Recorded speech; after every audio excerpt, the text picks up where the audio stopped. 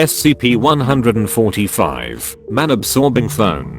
Object class, Euclid. Special containment procedures. SCP-145 is to remain inside its room at all times in a 0.5 meters by 0.5 meters by 0.5 meters plexiglass container unless being studied.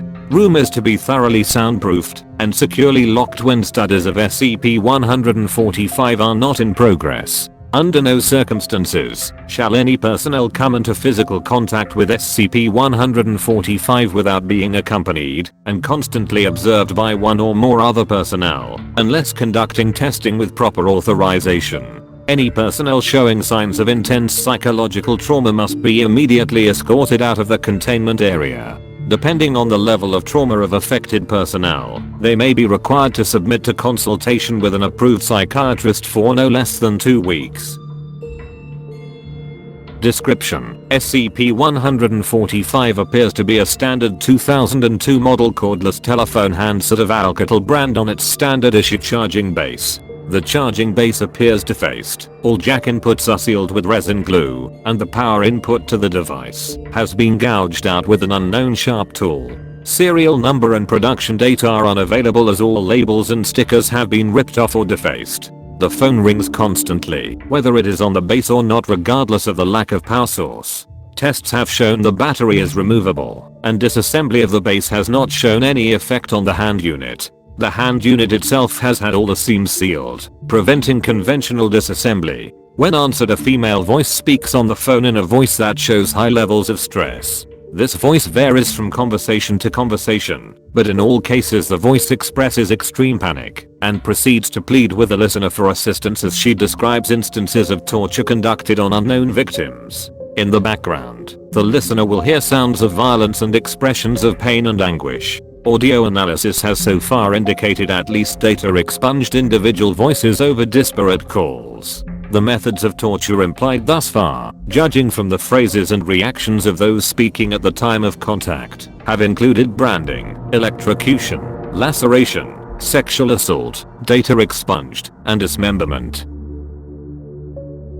The callers appear to be non-automated and entirely sentient. Attempts to trace the call or track down the location of the tortured callers have proven unsuccessful thus far. Attempts to block the signal of the phone with the use of a Faraday cage have also been unsuccessful. Research is conducted in teams of at least 3, 1 Class D staff, 1 Class 2 over 145 audio technician, and 1 Class 3 security staff, with only Class D staff permitted to have direct auditory contact with SCP-145's transmissions. Testing has shown that in 100% of cases, a subject answering SCP-145 without live supervision will vanish without any indications of transportation methods. Video recording devices do not show the method of transport. The subject will be present in one frame and absent in the next. In case of disappearance, the phone will simply fall to the floor. The phone does not appear to have sustained damage from any of these falls thus far. Subsequent communication with the object has revealed that vanished subjects joined the group of torture victims.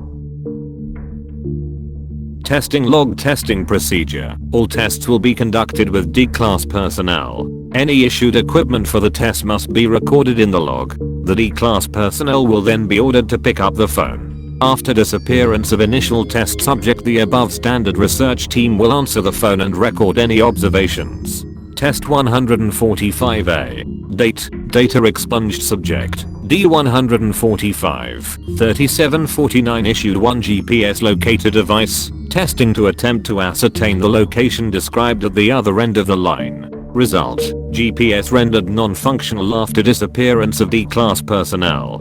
On following interaction with SCP-145, audio technician identifies voice of D-145, 3749 has joined other victims. Test 145B. Date, data expunged subject. D-145, 4751 issued 1 GPS locator device, 1 6 inches standard issue military combat knife. Second attempt to ascertain the location described at the other end of the line. Self-defense option provided to subject. Result, GPS rendered non-functional after disappearance of D-Class personnel. On following interaction with SCP-145, female voice indicates continued stress and states, "Oh god, he's cutting him, he's cutting off." Data expunged. Audio technician then identifies voice of D-145. 4751 has joined other victims. Test 145C. Date. Data expunged. Subject. D-145. 5319 issued 19mm semi-automatic pistol, 1 Kevlar vest. Subject compelled to pick up phone. Attempt to determine interactivity of location. Determine if any self-defense method is possible. Result. On following interaction with SCP-145, gunshots are heard. Then, data expunged. Female voice resumes, states, data expunged, and additional gunshots are heard. Audio technician identifies D-145. 5319 exclamations of pain after each gunshot. Test 145D. Date. Data expunged. Subject. D-145-6842 issued 1 kg C4 explosive concealed in supply kit. Explosive attached to remote trigger with 30-second delay. Triggered before interaction with SCP-145. Attempt to determine any possible level of interaction or destruction of location. Result. Data expunged. Resulted in data expunged. Foundation personnel missing including Dr. Data expunged and all researchers associated with. Data expunged. Breaches of SCP security at site. Data expunged. Further testing of this nature suspended at this time.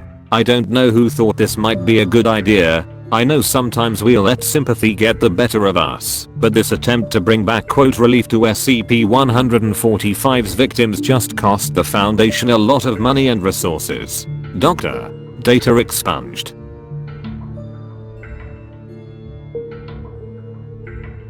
End of file.